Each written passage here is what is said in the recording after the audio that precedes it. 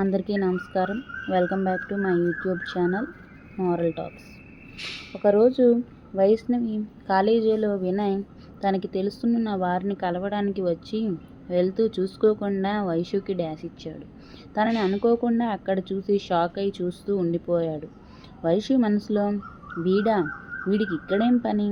కాలేజీల చుట్టూ కూడా తిరిగి మరీ అమ్మాయిలకు సైట్ కొడతాడా? తెల్లారి లేస్తే ఇదే ఉద్యోగమేమో. వైషు కళ్ళు కనిపించడం లేదా? ఎప్పుడూ అమ్మాయిల్ని ఇలాగే బిహేవ్ చేస్తావా? వినయ్ హలో మేడం అంటే నేను కావాలని డాష్ ఇచ్చానంటారా? మరి నేను కావాలని చేస్తే మీరేం చేస్తున్నారు? వైషు నేను చూసుకోకుండా వచ్చాను, మీరు అలాగే వచ్చానంటారా? చేసే తప్పుల్ని కప్పిపుచ్చుకోవటానికి ఏదో ఒక వంక పెట్టి తప్పించుకోవాలి కదా. అయినా మీతో నాకేంటి అని వెళ్ళిపోతుంటే చున్నీ లాగినట్లు అయ్యింది. కోపంగా వెనక్కి తిరిగి వైష్ణవి చున్నీ వినయ్ బ్రాస్లెట్కి చిక్కుకుంది. తీయాలని ట్రై చేస్తుంటే వినయ్ మాత్రం వైషుని చూస్తూ ఉన్నాడు. తొలి చూపుతోనే నీ తలుపులను నన్ను వీడనంటే మర్చిపోలేని నీ రూపాన్ని మదిలోనే పదిలిపరుచుకోమంది. నిన్ను చూసిన క్షణకాలంలో నా గుండె వేగం పెరిగిపోతుంటే ఆ భావాలకి అర్థం ప్రేమ. వైషు హలో సార్, చూసింది చాలు, కొంచెం నా చున్నీ తీసేస్తే నేను వెళ్తా. వినయ్ వైషు చున్నీ తీసి ఇచ్చాడు. వైష్ణవి కోపంగా వెళ్ళిపోతుంటే ఆమెనే చూస్తూ ఉన్నాడు. వినయ్ పేరెంట్స్ వినయ్ కోసం చూసిన అమ్మాయి వాళ్ళు కూడా ఉండేది హైదరాబాదే కదా, ఎలాగో వినయ్ ఉండేది కూడా అక్కడేనని వాళ్ళు వచ్చి వినయ్కి పెళ్లి చూపులు ఏర్పాటు చేశారు. వినయ్ నాకు చెప్పకుండానే పెళ్లి చూపులు ఎందుకు అరేంజ్ చేశారు నాన్న? గోపాలరావు చెప్పకుండా అరేంజ్ చేస్తే ఏమైందిరా? ఆల్రెడీ నువ్వు ఫోటో చూసి ఓకే చేసిన అమ్మాయినే కదా చూసేది. వినయ్ మనసులో ఓ ఆ అమ్మాయేనా? ఆ రోజు ఫోటో చూడలేదని చెప్తే మళ్ళీ ఇంకో గొడవ. వినయ్ అయినా కూడా ఇప్పుడు ఈ పెళ్లి చూపులు అవి ఎందుకు? ఇంకా అనుకున్న జాబ్ రాలేదు కదా.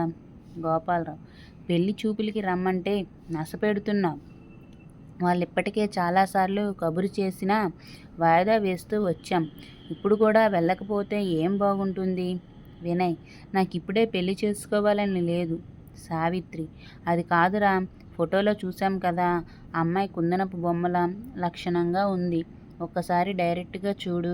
గోపాలరావు అవునరా, అప్పటికీ నచ్చకపోతే వద్దని చెప్పేద్దాం, మా మాట విను. వినయ్ మనసులో నా కళ్ళ ముందుకి ఎంతమంది అమ్మాయిల్ని తీసుకువచ్చినా నేను ప్రేమించే అమ్మాయిని తప్ప మరొకరిని నా పక్కన ఊహించుకోలేను. కానీ నేను ప్రేమించే అమ్మాయి గురించి ఇప్పుడే మీకు చెప్పలేను. అందుకే ఇప్పుడు మీరు చూపించే అమ్మాయిని కూడా చూసి నచ్చలేదంటే పోయే అనుకొని వినయ్కి ఇష్టం లేకపోయినా పేరెంట్స్ని బాధ పెట్టలేక సరే అన్నాడు. పెళ్లి చూపుల్లో అమ్మాయి వచ్చింది, ఇద్దరిని చూసుకోమన్నారు. వినయ్ తప్పదన్నట్లుగా చూశాడు. అక్కడ పెళ్లి చూపుల్లో అమ్మాయి వైషునే అని తెలిసి షాక్ అయ్యాడు వినయ్. మనసులో అమ్మాయి తినా? వైషు షాక్తో వీడా? వినయ్ చాలా హ్యాపీగా ఫీల్ అయ్యాడు. పెళ్ళికి సరే అన్నాడు. వైషు లోపలికి వెళ్ళాక పేరెంట్స్తో వైషు నాకు ఈ పెళ్ళి వద్దు, నేను అతన్ని చేసుకోను. మోహన్ వైష్ణవి ఫాదర్ ఎందుకు? వైషు వాడు అసలు మంచోడు కాదు, అమ్మాయిలతో మిస్బిహేవ్ అని వాళ్ళ మధ్య జరిగింది చెప్పింది. గౌరీ వైషు మదర్ ఏదో ఒకటి రెండు అనుకోకుండా జరిగితే తప్పుగా ఎలా అనుకుంటావే? మోహన్ మేము ఆ ఫ్యామిలీ గురించి ఆ అబ్బాయి గురించి అన్ని రకాలుగా ఎంక్వైరీ చేసి వాళ్ళు మంచి వాళ్ళని తెలిసాకే నీ ఫోటో పంపాం, నువ్విప్పుడు ఇలా అంటే ఎలా? వైషు వీడిక్కడ ఉంటే ఎలాంటివాడో అందరికీ ఎలా తెలుస్తుంది? అందరూ మంచివాడనే అనుకుంటారు. మోహన్ సరే నువ్వు చెడ్డవాడు అనుకుంటున్నావని వేరే సంబంధం చూసినా ఆ వచ్చినవాడు మంచివాడని చెప్పగలమా? అయినా వినయ్ గురించి ఎంక్వైరీ చేసినంత వరకు అందరూ మంచివాడనే చెప్పారు.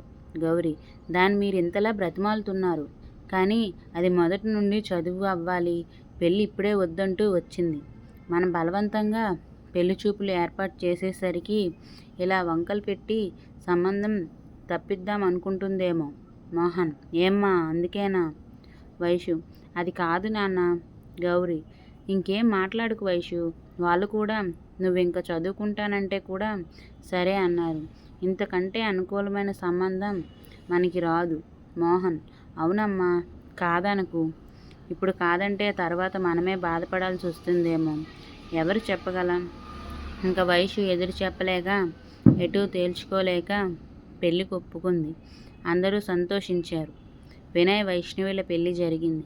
ఆ తరువాత రోజే వినయ్కి గవర్నమెంట్ కాలేజీలో జాబ్ కన్ఫర్మ్ అయిందని కాల్ వచ్చింది.